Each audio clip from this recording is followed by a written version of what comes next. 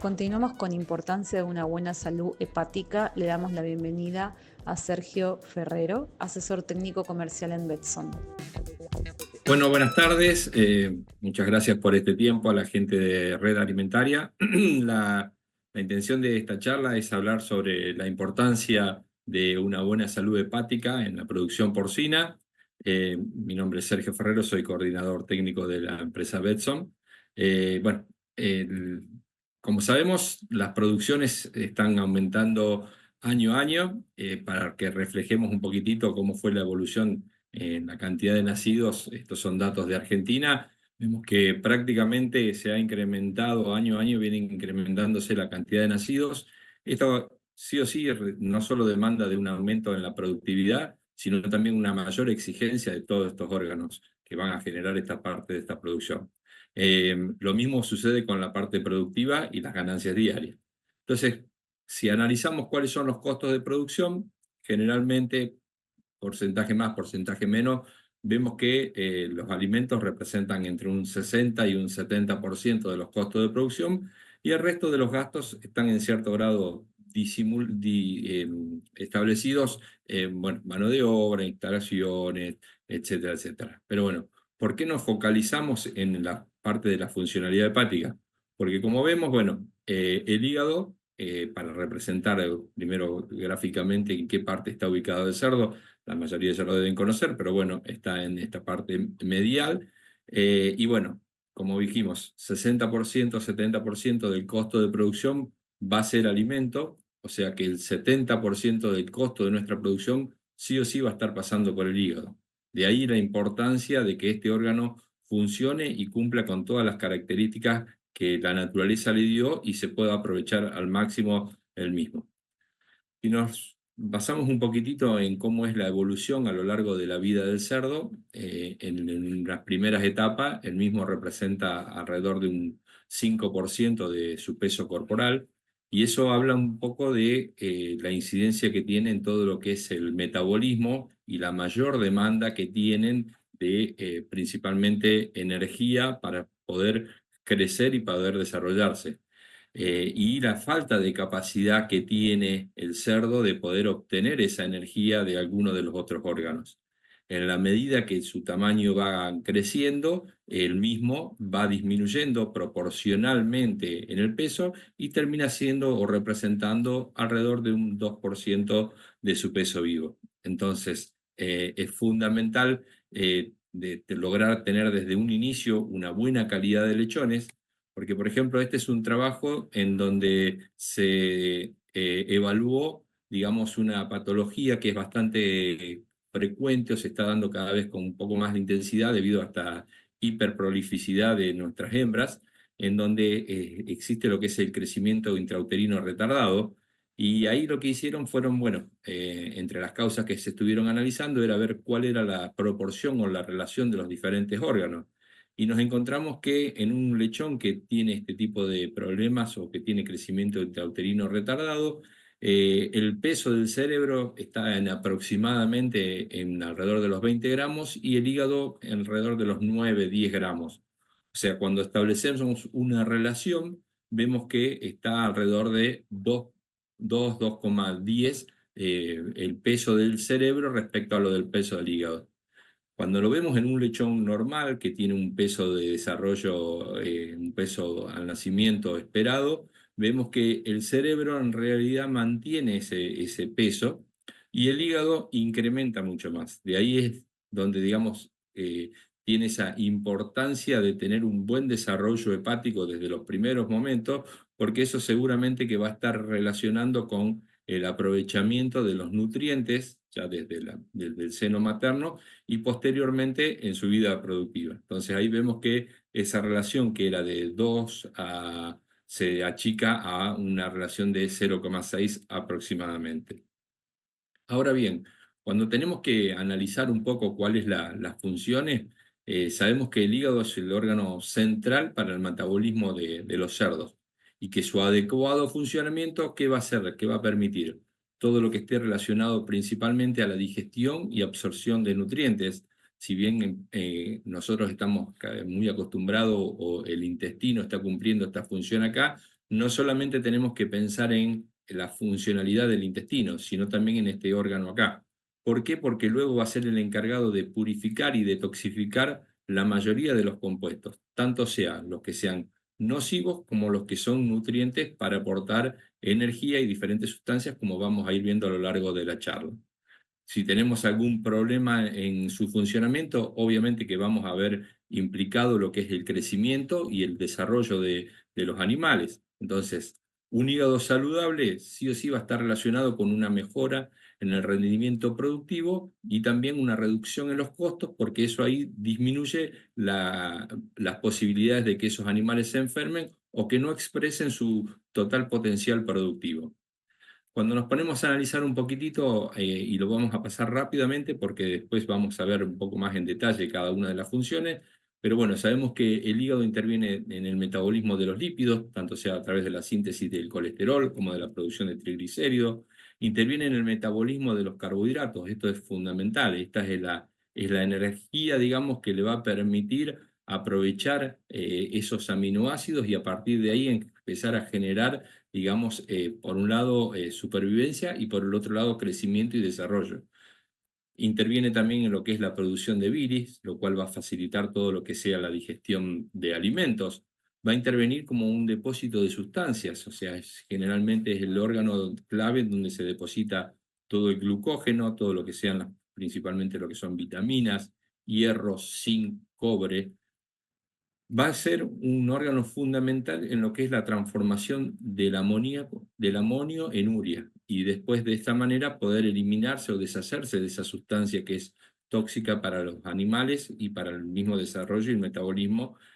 Va a intervenir en lo que es la detoxicación sanguínea. ¿Por qué? Porque va a neutralizar en cierto grado algunas toxinas, ya sea provenientes de los fármacos o provenientes de la misma hemoglobina, eliminándolos a través de la bilirrubina. Va a actuar en lo que es la síntesis de proteínas, principalmente lo que es albúminas y lipoproteínas. Estos no solo desde el punto de vista del desarrollo, sino también que va a cumplir una función muy importante en lo que es la producción de la inmunidad. E interviene también lo que es la síntesis de los factores de coagulación, fibrinógenos, protombrina, globulina, factores antihemolíticos. Ahora vamos a entrar un poquitito más en detalle en cada una de estas funciones y cómo las mismas pueden implicar o cómo pueden afectar. Entonces vimos que, bueno, que el hígado tiene una función endógena, que es metabólica, que es de detoxificación, que tiene una función inmunitaria y de almacenamiento, que tiene una función que es exógena, que está relacionada directamente con la secreción de la bilis, que tiene una función de almacenamiento, es el órgano donde se van a estar almacenando principalmente este tipo de sustancias, las vitaminas liposolubles, o sea, todo lo que conforma el grupo de las vitaminas A, D, E y K. Es un órgano de deposición de hierro porque es en donde en general se filtran todos los glóbulos rojos que van, digamos, deteriorándose o que van envejeciendo. Es el órgano donde los filtra y a partir de esa hemoglobina es donde se empieza nuevamente a utilizar para la generación de los nuevos hematíes, ¿no? Y también interviene en lo que son la síntesis de los factores de coagulación.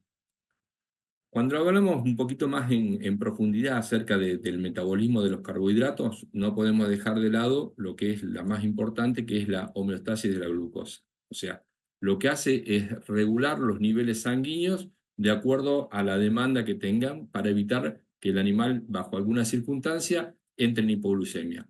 ¿Cómo lo hace? A través de diferentes mecanismos. O sea, cuando hay un exceso de glucosa, lo que hace es generar glucógeno. Entonces, lo transforma de esa manera. Cuando necesita de esa glucosa, a partir de ese glucógeno, lo aprovecha a través de la glucogenólisis.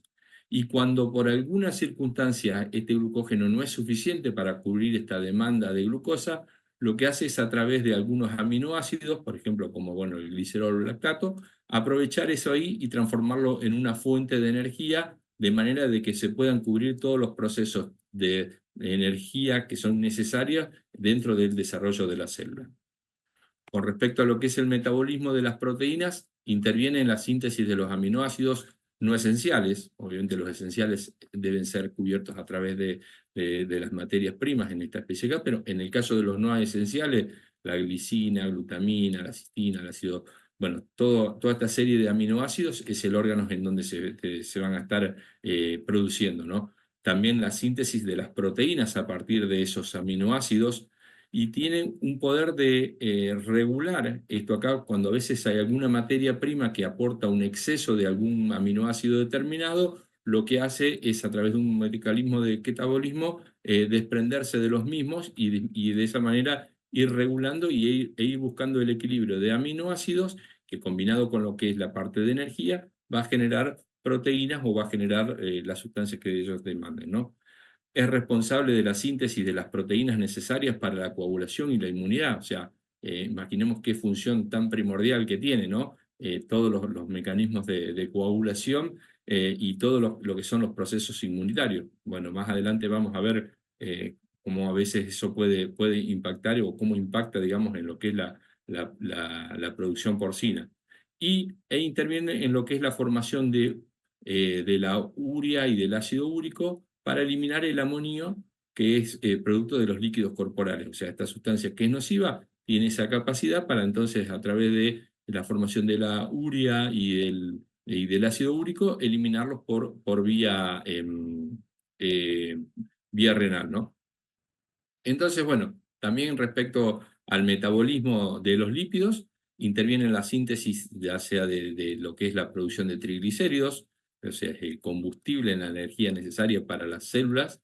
Interviene en la formación de los fosfolípidos, fundamentales para lo que son las membranas celulares, tener una buena calidad y un buen desarrollo de fosfolípidos. Entonces, en esa parte ahí también interviene lo que es el colesterol, en la regulación del mismo, en la oxidación de los ácidos grasos, convirtiendo a esos lípidos en energía a través de los cuerpos cetónicos, en el catabolismo de los ácidos grasos a ATP, lo mismo. O sea, todo esto acá pensemos en lo que es las fuentes de energía y lo que va a permitir a los organismos, a los animales, poder tener un desarrollo acorde a las exigencias que tienen los actuales sistemas de producción. Interviene en lo que es la síntesis de lipoproteínas para que eso faciliten todo lo que sea el transporte de lípidos en sangre, ya sea por lipoproteínas de baja densidad o lipoproteínas de alta y baja densidad también. Y actúan los hepatocitos en general como una reserva de triglicéridos para, ante estos casos acá, poder movilizarlos y poder obtener energía, ¿no? Y sobre todo lo que es la eliminación de grasas, convirtiendo el colesterol en ácidos biliares para favorecer su excreción.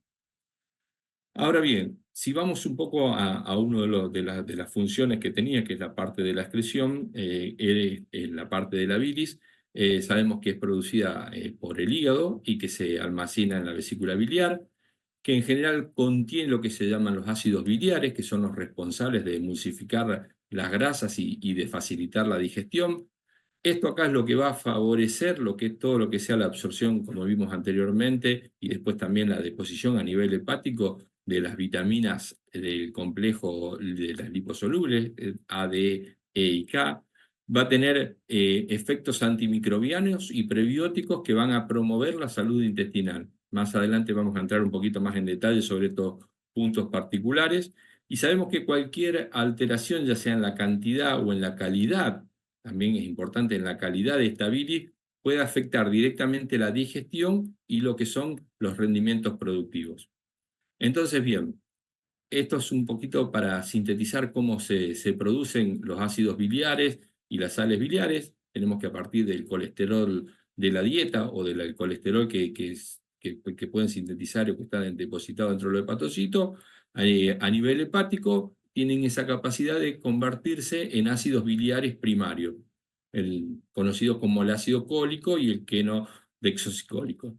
Esos ácidos biliares primarios son vertidos a lo que es el intestino delgado. Ahí, a través de acción de las enzimas bacterianas, se transforman, tienen esas dos posibilidades. Si se vierten directamente al intestino delgado, se transforman por producto de la acción de estas enzimas bacterianas pueden transformarse en ácidos biliares secundarios, como son el toxicólico y el litocólico, o si no, se les puede adherir o se les puede sumar estos aminoácidos, la glicina y la taurina, y entonces se vierten también luego al intestino delgado como una sal biliar, lo cual vamos a ver cómo en cierto grado tiene un efecto prebiótico o puede llegar a ayudar al control de la flora intestinal.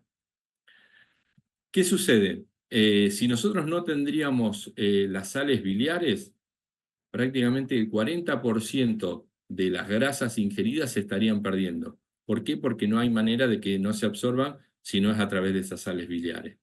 Esto lo que marca un poco es cómo es el circuito enterohepático, o sea, se producen, como dijimos anteriormente, las sales biliares, pero estas mismas sales hacen un retroflujo que vía vena porta, nuevamente pasan por los hepatocitos, y así este circuito se hace aproximadamente 17 veces antes de que sean vertidos y se vuelquen al torrente circulatorio.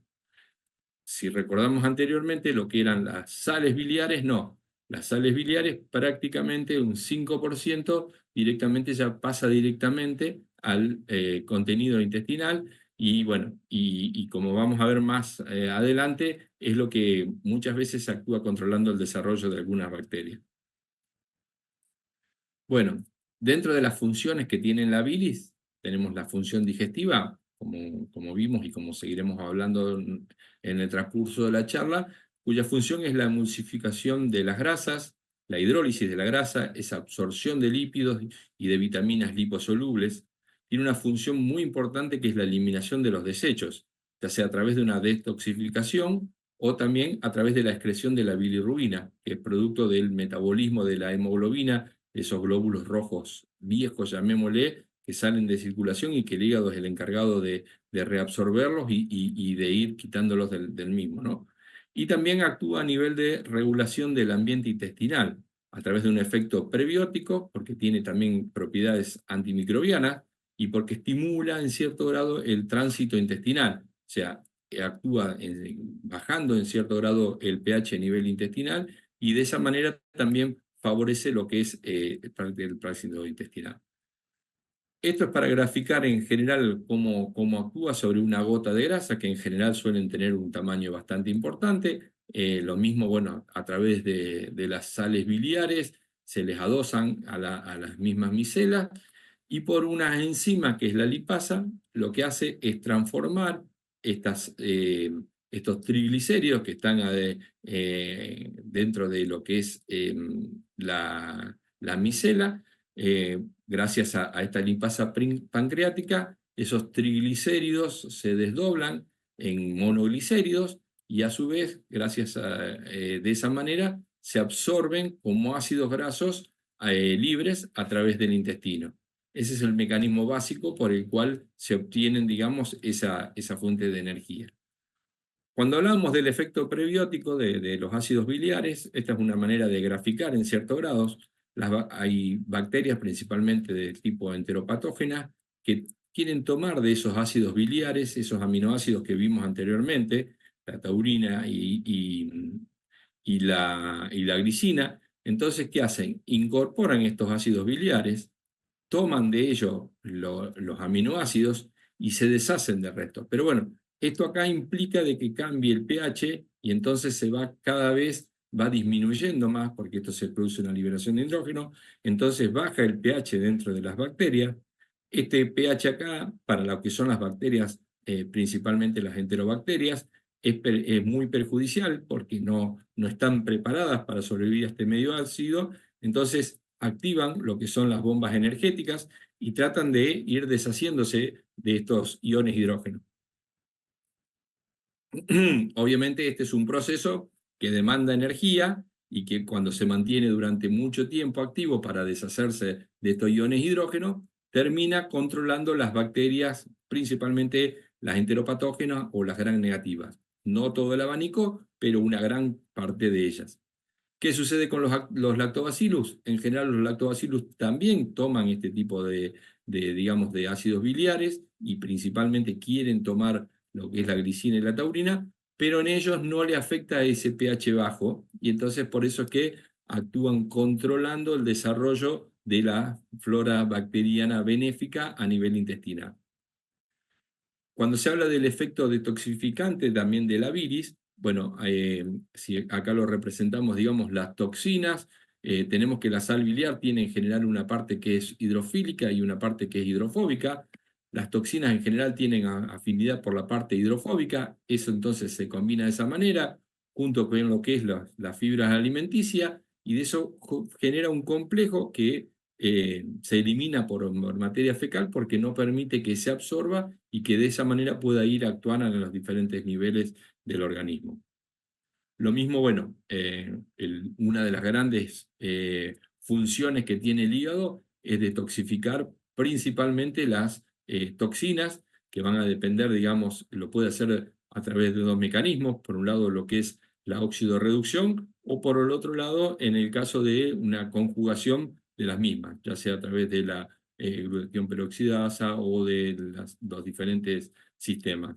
Entonces, sabemos la importancia que tiene porque cada vez, en general, si bien se trabaja en mejorar la calidad o el acopio de los granos que se utilizan, sabemos que es un desafío al cual los animales están sometidos y que tener este beneficio es sumamente importante. Lo mismo tiene un efecto que es en cierto grado detergente sobre lo que son los lipopolisacáridos bacterianos, principalmente obviamente de lo que son las bacterias gram negativas, estas endotoxinas, que son muy perjudiciales porque cuando son absorbidas o cuando logran pegarse de esta manera, lo que hacen es generar daño en el mar. Lo que hace la bilis en general es en estos lipopolisacáridos, como ya lo dice la palabra, son lípidos, son grasas, actúa como un efecto detergente, entonces en cierto grado desorganiza estas endotoxinas o estos pilis que permiten la adherencia y por eso controla el desarrollo principalmente de este tipo de bacterias. Ahora bien, cuando tenemos que hablar un poco de cuáles son las consecuencias o qué podríamos llegar a esperar cuando tenemos alguna disfunción a nivel hepático, lo primero que tenemos que tener en mente es que, bueno, vamos a esperar una menor eficiencia alimenticia y en general esto acá nos va a llevar a un aumento en los costos de producción. Sabemos la importancia que tiene, digamos, como vimos en el primer momento, lo que es la incidencia de alimentación sobre lo que es el costo de producción y estamos hablando del órgano que es casi clave para esto acá. Entonces, uno pasa por esa menor eficiencia, puede haber problemas digestivos, porque obviamente al no haber una buena absorción de los nutrientes y esos los mismos llegan a nivel intestino, generan desbalances a nivel digestivo de la flora bacteriana y eso puede predisponer a lo que son diarrea. Lo va a hacer susceptible a diferentes enfermedades. Por un lado, porque eso ahí tiene un menor efecto, esa menor detoxificación, hace que el hígado no funcione bien, como vimos, principalmente está dentro de sus funciones la generación de proteínas, la generación de albúminas y de globulinas, las cuales son indispensables para lo que es la parte inmunitaria. Y bueno, y también esto acá va a traer, va a acarrear pérdidas económicas por menor rendimiento y en general, llegado el caso, también por mayores mortandad. Entonces, cuando hablamos en cierto grado de decir, bueno, cuáles son los momentos críticos a los cuales, o cuáles son los momentos en donde consideramos que el hígado está más desafiado, uno de los momentos, sin lugar a dudas, es el momento del periparto. ¿Por qué el momento del periparto? Porque, bueno, generalmente las curvas de alimentación que se vienen manejando, en cierto grado vienen dependiendo de la genética y de las sugerencias de cada granja, pero bueno, sabemos que en cierto grado venimos restringiendo el suministro de alimento a las cerdas y que obviamente tienen una alta demanda porque el crecimiento de los lechones en esa última etapa es bastante exponencial, necesita de ese aprovechamiento de los nutrientes para poder generar calostro de buena calidad con un alto contenido de grasa, que eso va a ser energía para ese lechón al nacimiento y obviamente que necesitaría que ese lechón tenga un tamaño bueno que le permita tener las reservas para afrontar ese momento crítico que es el momento del nacimiento, ¿no? Entonces, bueno, ¿qué sucede? Venimos con curvas de alimentación generalmente 2 kilos, 2 kilos y medio, 3 kilos, 3 kilos y medio. generalmente ya no se sobrepasa más de esas curvas en la etapa de gestación, y pretendemos que a los 2 días del parto o inclusive hasta el mismo día del parto pasen a consumir 8 kilos o 9 kilos. Obviamente que el desafío que tiene esa cerda ahí por haber terminado el parto, por todo ese reacomodamiento que hay a nivel de estructuras dentro de la cavidad abdominal, al nivel de la reabsorción que se tiene que producir por todo lo que sea la parte del útero, digamos, de todos esos loquios ahí, sumado a este mayor incremento de alimento, sí o sí, si no tenemos un hígado que está en condiciones y que tiene ese potencial para poder cubrir esta alta demanda, va a entrar en lo que se llama generalmente un balance energético negativo. O sea, la cerda en general no tiene la energía suficiente y va a tratar de movilizar la grasa que tenga de sus reservas, y si esa grasa tampoco se puede aprovechar porque no hay una buena producción de bilis o esos hepatocitos no están produciendo correctamente, en general puede traer trastornos desde limitar lo que es la producción de leche, producir un calostro que sea de mala calidad, producir lechones, como vimos anteriormente, con crecimiento intrauterino retardado. Son todos factores que van a estar predisponiendo el éxito de nuestros sistemas de producción. El calostro, como lo vimos, una de las herramientas que tenemos para manejarlo en general es obtener a través de lo que son los planes vacunales y a través de tener cuotas de monta lo más estable posible, generar inmunidad. Ahora bien, el órgano encargado en general de generar esta inmunidad o que tiene un papel muy importante es el hígado. Entonces, ¿qué sucede? Cuando a veces estamos suministrando un alimento que es de mala calidad o estamos exponiendo a este hígado a algún tipo de factor estresante, es muy probable que el mismo no responda con los niveles que nosotros queremos.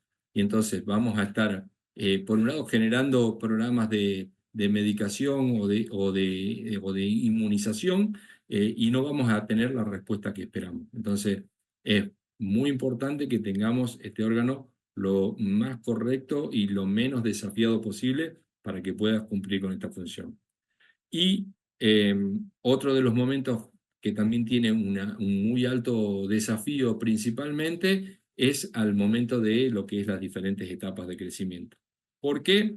Porque, bueno, como vimos en un principio, las etapas de producción son cada vez más aceleradas.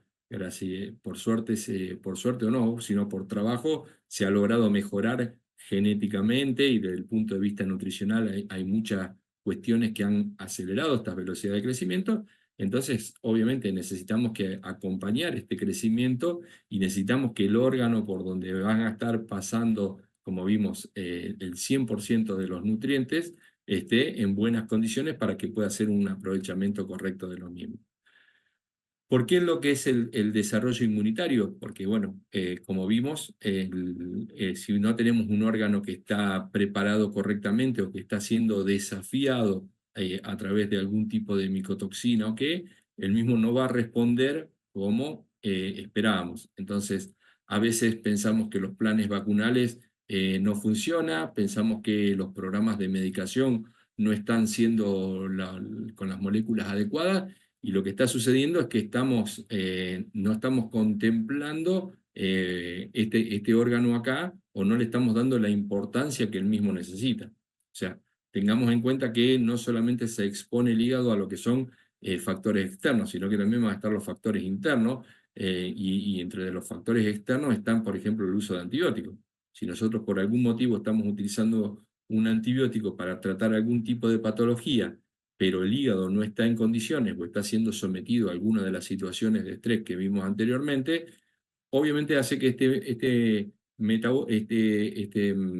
este xenobiótico no se pueda metabolizar y absorber, y entonces nos actúa de manera más contraproducente, porque lo que hace en general es concentrarse en mayor cantidad y a veces atacar o desafiar bacterias a las cuales no tendría que estar atacando, ¿no?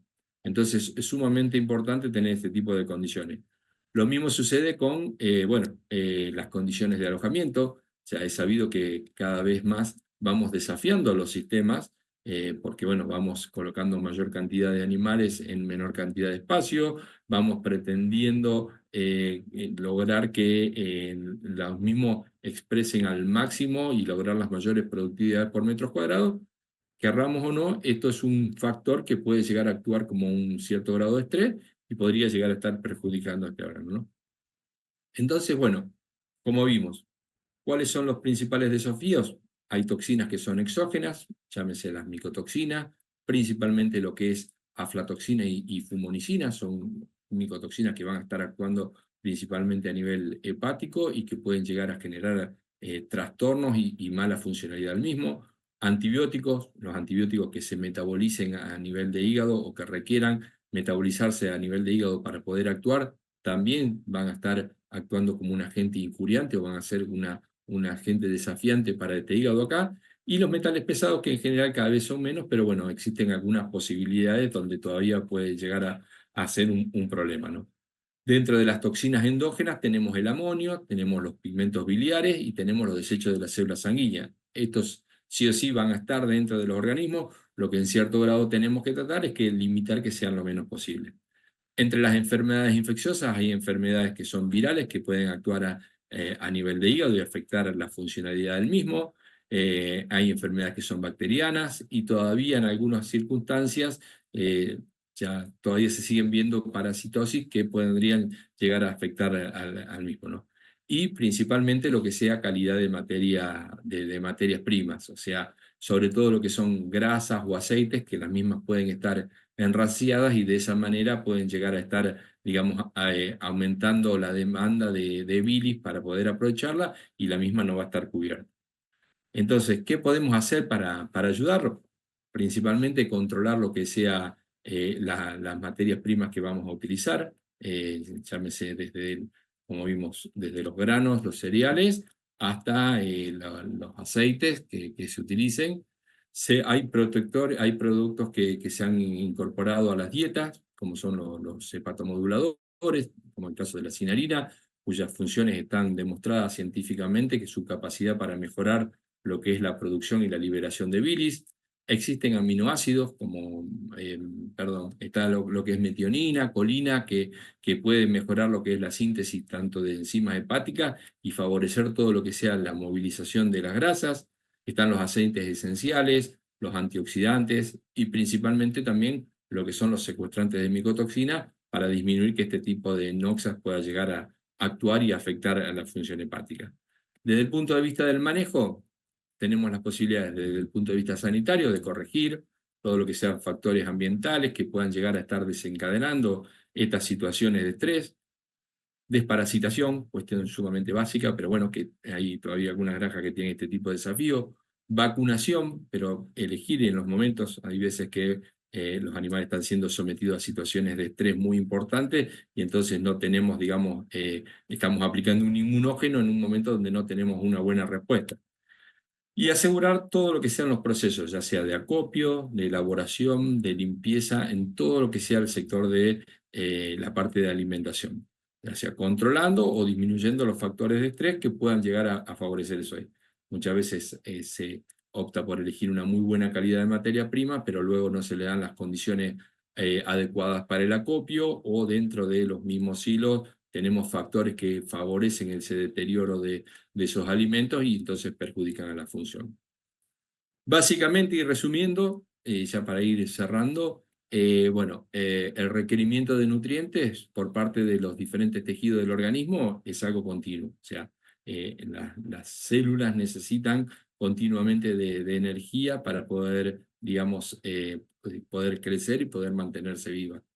El aporte que nosotros generalmente hacemos a través de los nutrientes o de la alimentación es discontinuo, o sea, principalmente se da en los casos de gestación donde se alimenta una vez por día o dos veces por día y tenemos esos picos y esos incrementos de lo que... El hígado lo que trata de hacer es racionalizar ese aporte de nutrientes con la demanda de los tejidos de los organismos. Y entonces, es importante tener en cuenta que ese 100% de los nutrientes que él va a absorber el intestino van a tener que pasar obligatoriamente por el hígado. Entonces, pensemos en los dos órganos como tal. Entonces, sabemos que el hígado recibe un aporte discontinuo, lo transforma porque hay muchos metabolitos, hay muchos productos que a través de, como vimos anteriormente y durante la charla, les hace algún tipo de modificación y eso ahí lo almacena para que en alguna circunstancia, cuando el organismo y cuando las células lo demanden, lo libere de acuerdo a esas necesidades y hace que lo que es un aporte discontinuo se transforme en un aporte continuo.